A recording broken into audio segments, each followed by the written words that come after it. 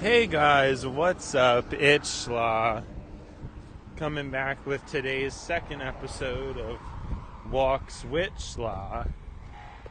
And first of all, status report, I'm not doing great. I think conditions are worsening and I'm very sad. I'm very, very sad about that. I actually was contemplating about not even walking during my break and just potentially sitting in my car. I'm not doing that, at least not yet, as I'm pretty obsessive about making sure I get my steps in. And, this is just my routine, so I really need to fight through it. Although the one time I went to work sick and I was much worse sick than this, I did actually end up just sitting in my car, and I had a terrible headache in addition to feeling much, much worse than I do now, because I was, again, actually sick, whereas this, I believe, is just a simple cold, although I was really doubting that in there. I'm going to be totally honest, I guess I still am, I'm kind of doubting it at this point, at this rate. It just seems like it could be worse. Not good news, but for the time being, we are pulling through, so what else is there? What else can I do, I could probably go home early if I really needed to, but I don't think I'm going to end up doing that, because I don't really like doing that, but I actually can, because since I do overtime, I usually have more hours than I actually need, so I could actually probably leave pretty soon if I really wanted to, but we're trying to make this check high, so yeah, it is what it is, but hopefully next week, conditions are better. So yeah, I guess I'm not going to be too concerned about improving my walking speed, because there's no way I'm going to be able to walk fast now. I actually think what I did earlier was pretty impressive, all things considered. And the sun feels good. I know the sun is cleansing, so getting my daylight in usually has me more resilient. You know what I was thinking about today, though? I might not even tell anybody about this, because it's kind of getting to that point where I almost feel like my conversations with myself are so much more caring than with other people, especially in this day and age. People probably care more about whatever YouTuber they're watching than the people next to them. It's a pretty sad and sorry state for this planet, in all honesty. I also usually have worn my AirPods outside, and I don't have them on right now, so that's a little bit weird.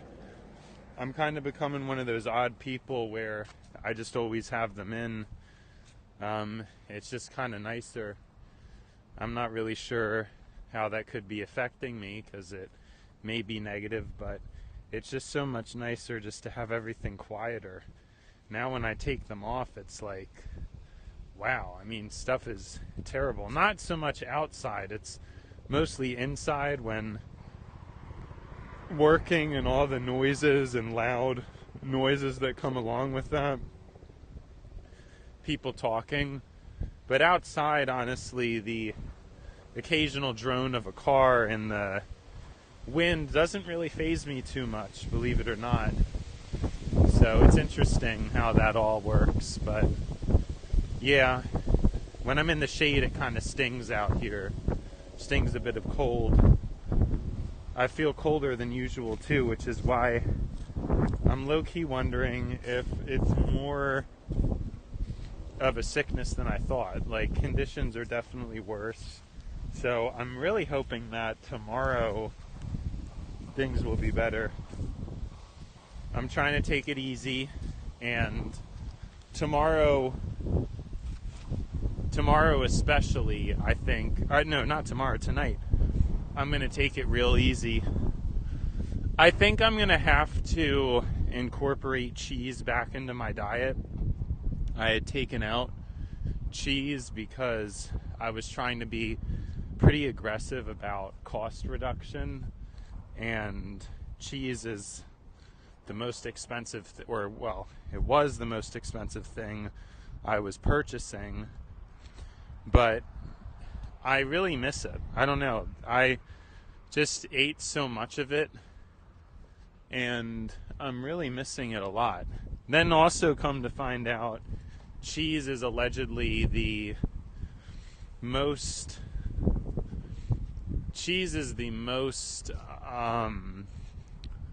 no, okay, so when I hear about carnivore stuff, I feel like I'm usually you usually hear about beef and eggs. You don't usually hear about beef and cheese, but it's like, from what ChatGPT is telling me, the cheese or the dairy would actually be more important nutritionally than eggs. And the reason why most carnivores promote the beef and eggs thing more is just because of a lower chance of allergy to dairy, I guess. But GPT seems pretty firm about cheese and beef being a better nutritional combination than beef and eggs, and that if I was going to add eggs, it's just like a dozen a week or something like that. So I think I already said this. I'm probably just going to get the 18 eggs a week. I don't know. Just as something to add a little bit of diversity. But honestly, yeah, I don't really know what else. No, there's my autopilot thing again, saying I don't really know what else to say. The problem is I did find a much cheaper cheese, just regular aged cheddar, and it's substantially cheaper, but the problem is it really does not have the same flavor as the nicer Italian cheeses. So I haven't really made a decision yet, but I think my food bill is going to end up going up because it's just not working. I can tell. I was so much happier with the cheese, and I just don't know. I mean, I was trying to save money, set money aside for other things, but I don't know. I just don't know that it's really worth it. So I just hit my head on a tree branch there. If you noticed, there was like a little pause or something. Well, it's already been 8 minutes. See, I have to do this just to keep my sanity and pass the time. I have to talk, and yeah, I can't believe how things have just turned from one thing to another. How GPT lured me into getting to this point where now I'm just straight up recording. There was definitely something. Oh, yes. One of the things, and I think the problem is that everybody has an inherent self-centered bias, and so the result of that is this issue where it doesn't really matter how good a person's life is, there's always going to be some kind of complaint. And that's why even people born in the golden age, like, they don't really care, or I don't think they really have a true appreciation for it, because I see a lot of those people, and a lot of those people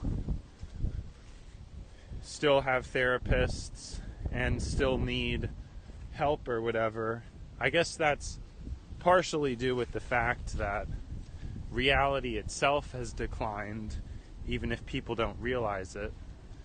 Reality itself has definitely sharply declined, And so a lot of therapy may be these older generations just,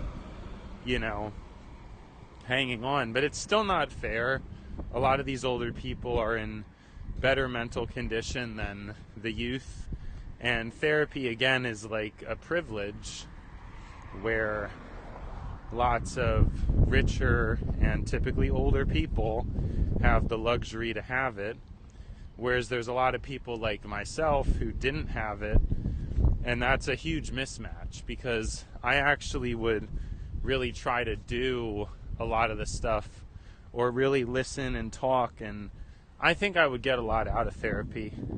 But I don't know that I'm ever going to need a therapist, because after a couple years of this routine, there's no reason why I'm going to need to hire a therapist. I mean, my therapy cost should be far lower, because a PhD could simply analyze these tapes and AI could try to filter it or something to make it more efficient to make it more efficient for the PhD to give a proper diagnosis, and yeah, it's really, I'm not going to need like a personal one-on-one therapist type of deal. That's just not going to be the case. I can't wait for that microphone to come. I hope it gets here relatively fast, because obviously, and it's crazy too, because these days are windy. Then it's going to be like the next couple days probably aren't even going to be windy, and then it's going to be like silly, because I could have just, when I had the mic, it was windy. But I don't know. We'll just have to see how things play out, I suppose. But yeah, I mean, this takes dedication. Oh my gosh, I forgot my main point I was trying to talk about. It's basically like, I hope that, and I've really started to think about this more, it may be time to start to believe in an afterlife and get more spiritually involved. As much as I've been kind of spiritually dead for a while, needing to engage in the secular material around me for not only survival purposes, but just out of fatigue, just downright fatigue, But it's time I really re-examine things, and I think really take into account the afterlife in a more significant way. Really think about the afterlife. Because I think I said this in my earlier video, my earlier,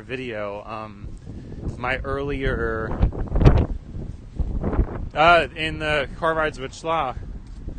I forgot what I said because that stutter, that stagnation. Anyways, I'll just go back to what I was trying to say before. Oh, no, I remember what I was talking about now. Basically, my whole life, I never really thought about the afterlife much. Believing in God, you would think it's kind of a paramount thing to believe in, but I just haven't actually done that. For whatever reason, I've always ended up thinking about other stuff, like just the present, and to me it seems like kind of ridiculous to just hedge all bets on an afterlife. I don't know why. I guess in my mind it sort of makes people more apathetic to the present, which isn't a good thing, because I already see most of the problems in the world stemming from people's apathy to like participating in politics, for example, or learning about things. And so it feels like most problems in the world stem from an apathy. And for me, I guess the afterlife, I've agreed that it's true, but I just don't really see how it would matter, because when we die, it would be like a continuation, essentially. I don't really see it as like how a lot of people see it, I think, where there's just like, oh, you die and then you go to heaven and it's happiness. Like, no, I think here right now we should be doing as much as we can to make life good here, and even though it's not perfect, really doesn't matter. Like, we need to try to perfect it. And maybe that isn't even super normal within Christian thought, but I think it's part of the problem. And I think that heaven should be seen as a present vessel, not something that is far away or distant. So I think there's ways to figure it out and make it so I'm not being heretical. At least I think so. I mean, I'm not exactly a scholar, but it is what it is. And yeah, I'm trying to think. I'm really trying to think about things. And so I guess figuring and having more faith in the afterlife may be a good thing. Thinking more about death and more of a confidence in it probably is not a bad avenue for me to pursue. I just genuinely have not thought about it much because, like I said, I haven't really seen it as being as important as the present. But maybe I'm wrong, and maybe that would clear up most of my qualms with this material realm, or at least ease off some of the stress. I don't know, because with all the injustice that exists and how I'm able to quantify and see it, and then it seems like nobody else I know, even people twice my age, can understand what's wrong with society or what to do to fix it or anything like that. It seems strange. And I'm wondering if all these questions will get answered, in the next life. Like, maybe I'll be fine, if that makes sense. Like, things will end up working out for me. Or, like, yeah, you know what I'm saying? There could be some kind of justice. And so what I hope is that there would be a punishment, an appropriate punishment, for those born in the golden age. And then that would probably make me feel better, because even though a lot of these people were neglectful for the present, it's not, I think I would like to see, like, a reality where when everybody dies, their soul is just given the knowledge that I tend to have, which is, systemic knowledge of why things are good or aren't good, good or bad, the unfairness of things. So, there's certain people who think certain things are fine, but they're actually not. They think certain things are fair, but they're really not. And definitely met a lot of people like that. And so I think it would be good if there was some kind of clear consequence when a lot of these people died and they saw exactly what was wrong. Now, I don't know that they have to burn for eternity, but it would make me feel better if I believed that at some point, a lot of these people who are to blame for things being like this, to receive some kind of consequence. It's just like, I feel like I would feel better, because right now it just feels so hard to even believe that. And I don't know, I guess I just don't know what to think or how to think about it, but I felt better, or I feel so much more comfort and better to think in the way that I'm thinking, is basically what I'm trying to say. Like, I have a feeling, regardless of truth, more of a faith in the afterlife, Because the problem is, I don't even think that many people have a good, clear comprehension of actual good or bad. I think a lot of people have probably left this realm with incorrect ideas about right and wrong, and I just don't, I mean, how do you teach people that? A lot of people aren't willing to listen. You know, I've obviously told a lot of people I've known a lot of different things, and I kind of have a feeling that most people are still self-centered, or it's not necessarily like they're intentionally self-centered, it's just they may not be able to comprehend things in the way I do. It could be due to an insufficiency in language and or math. I think I've explained before how, while I'm not some kind of math genius, it's like, in terms of basic math, I actually feel like I got it down more than anybody in, you know, a speed and a comprehension, but I'm not some like math genius. It's not my forte. But you mix that with language and logic, which I would say language and comprehension is my forte. But, you know, what's interesting is sorry. Wow, I don't know what happened there. It's really these far out concepts that I do best in. These long, drawn out.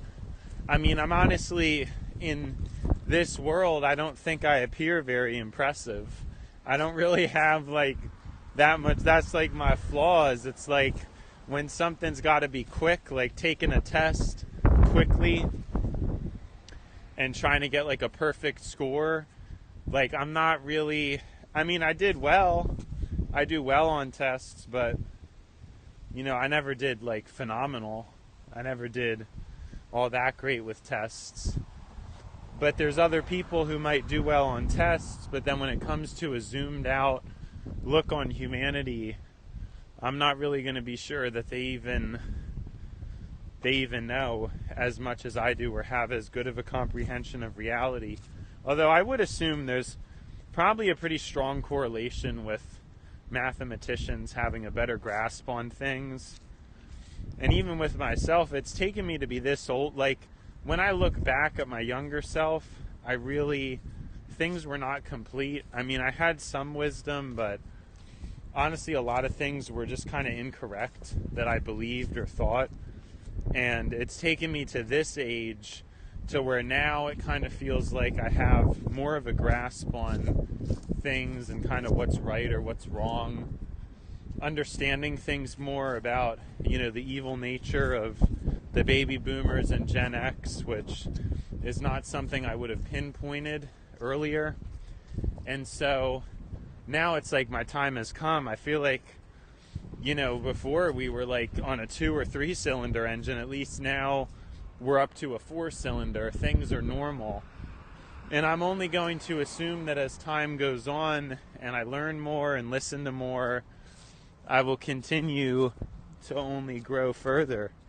Especially because there could still be things now that are slightly off, but AI really has led to an explosion of learning for me. I've said this so many times, I feel like my brain is specifically made for AI, and it's in a way that most people definitely are not. I mean, there's just no chance that other people... Oh. I locked my phone. I hope that didn't ruin the recording. Wow, yeah, that kind of...